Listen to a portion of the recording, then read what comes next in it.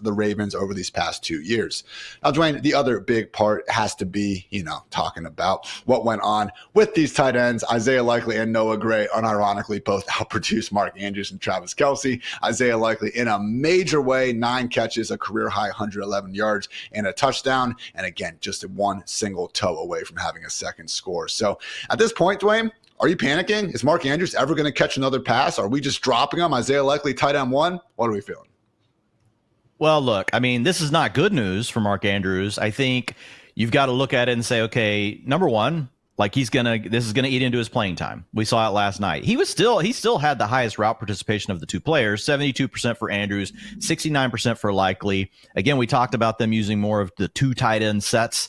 54% of the time they use 2 tight ends. Like, that's a really high mark, guys, for using the 2 tight ends. So they were also using that, Ian, whenever they were throwing the football. So when they were in 12 personnel, they're getting Justice Hill on the field. Now, some of this is just they're trailing, right? They're trailing in the game. This is the personnel they're running out there. But I think it's a positive overall for Likely in a big way. But with Andrews, we have to bring him down because he's going to lose some playing time. And then this is another player that's now going to be earning targets. We knew that Zay Flowers was going to do his thing and that he'd probably be like 22, 25% of the targets. But now if we're also going to have Isaiah Likely in the mix, we now have 3 guys fighting for these passing yards. And let's look, this isn't, I'm not going to go down this street of like jumping all over Lamar Jackson, but like, he's going to have to prove more. Like, can he really support can he really throw for enough yards per game to support all 3 of these guys? And I think that's at least a question. Like, you can sit here and get mad and be like, oh, Lamar can do it all. Yeah, he does show he can do it some games, but there's other games where he doesn't, Ian. And last night he missed quite a few big throws. If he makes those throws, though, we feel a lot better about saying that he can support these guys, right? I mean, you had the high pass to Likely. Obviously, that was nearly a great catch. That's not on Lamar, but he missed Zay Flowers wide open in the middle of the end zone, which would have been a touchdown as well. So when I look at it, I've moved Mark Andrews down below, right around George Kittle in the rest of season ranks. And then whenever you look at Isaiah Likely, I have moved him up in that same range with David Njoku and Jake Ferguson. So I think you're going to have a hard time having Likely outside of your top 12. But I have to say, Ian, I saw a draft last night that was a high stakes draft. Now, this was tight end premium, but Likely went in round 2. Like, in my opinion, now that's getting too rich. Like, I'm not taking Likely over Malik Neighbors. I'm not taking Likely, even if we get to like the tight end stuff, I'm not taking him over Trey McBride.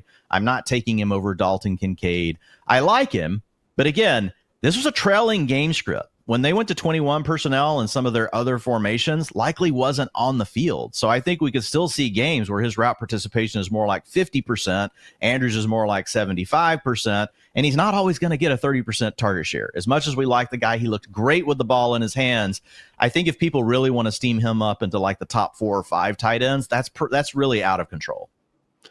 Just had a 0.3% touchdown probability on that amazing 49-yard score. And guess what? Really good football players will make really good plays like that. But again, wouldn't just throw out everything we've seen from this Ravens offense over these past 3 years in favor of, again, a 60-minute week 1 sample. Mark Andrews still very much good at football. And yeah, Dwayne, I'm with you. I do think Isaiah Likely deserves to be right there in that top 12 conversation. But yeah, let's not overreact to everyone, because last year, this time, Isaiah Likely had 1 catch for 4 scoreless yards with Mark Andrews not even on the field in week 1. And guess what? They ended up having a much better end of the season when Andrews was out as well. So a strong data point nevertheless, but again, just 1 single data point. So we'll see what keeps on keeping on. But Dwayne, it does seem like Zay Flowers is pretty well ingrained as that wide receiver 1. Had 10 targets out there, but really with all the penalties was 14.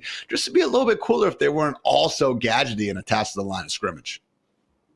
Yeah, and we saw this last year around Zay Flowers. And what's interesting is whenever you watch the film on Zay Flowers, whether you're going back to college or just watching him, in these games, like, he's capable of so much more. Like, when you watch him, he can shake defenders. He can get open. He can beat press coverage. Like, he's not the perfect wide receiver, but I think that he has so much more to his game. So I'm hoping that this offense really evolves. Now, I thought the offense looked better in the second half last night. Part of that was getting away from just trying to get Zay Flowers all these behind the line of scrimmage looks. Those are great. They will pad the stats for us, Ian.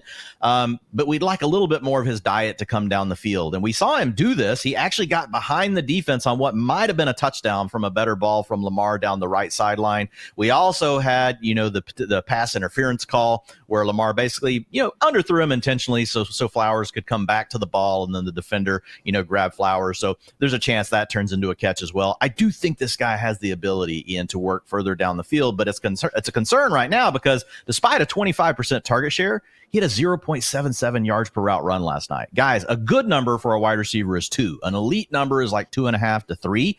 So he was way, way below that. And a lot of that comes to how he's getting used. Only 20% of the air yards, despite having a 25% target share. So again, I think the player has the skill set to do more.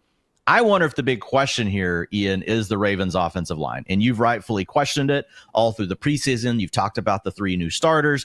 Did not look very good, especially in the first half last night. And maybe that was part of it. Maybe they wanted to use more of the quick game, just get the ball out of Lamar's hands to try and avoid negative plays. And maybe as that offensive line gels, they can take some more shots down the field. We'll give them a little bit of slack. This is a Chiefs defense that has not given up 30-plus points in a game since Week 18 of the 2022 season. Obviously, saw Trent McDuffie and plenty of other guys making plays in the secondary.